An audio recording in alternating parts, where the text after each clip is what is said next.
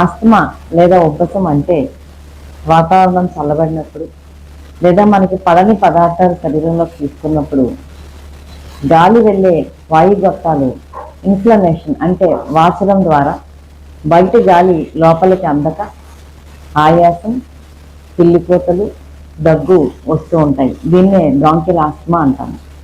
సాధారణంగా వీటికి inhalation steroids అంటే పీల్చే గొట్టాలు రాస్తూ ఉంటాము.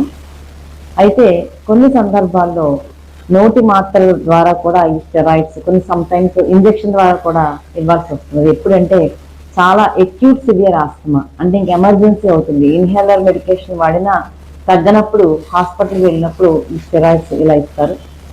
అయితే ఇలాంటి పరిస్థితుల్లో పూర్తిగా ఈ వాపు ఎక్కువైతే వాయుగొట్టాల్లో అసలు గాలి ఏమాత్రం వెళ్ళక ఆక్సిజన్ అందక అప్పుడు కనుక స్టెరాయిడ్ ఇవ్వకపోతే ఈ వాపు రిలీవ్ అవ్వక ప్రాణాంతకం కూడా అయ్యే అవకాశం ఉంది.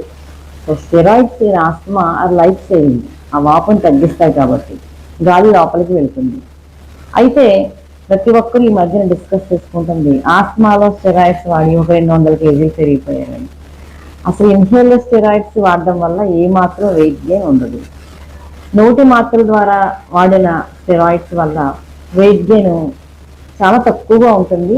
కొద్ది మందిలో అది కూడా ఉండదు. కారణం ఏంటంటే ఒక 1 వీక్ 10 days పాటు మాత్రమే ఈ నోటి ద్వారా ఈ స్టెరాయిడ్స్ కానీ ఇంజెక్షన్స్ కానీ ఇస్తూ ఉంటారు.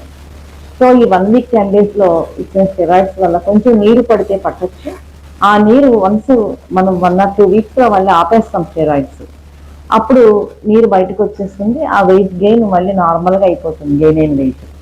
కాబట్టి ఈ ఒక తప్పుడు అభిప్రాయంతో ఉండకూడదు.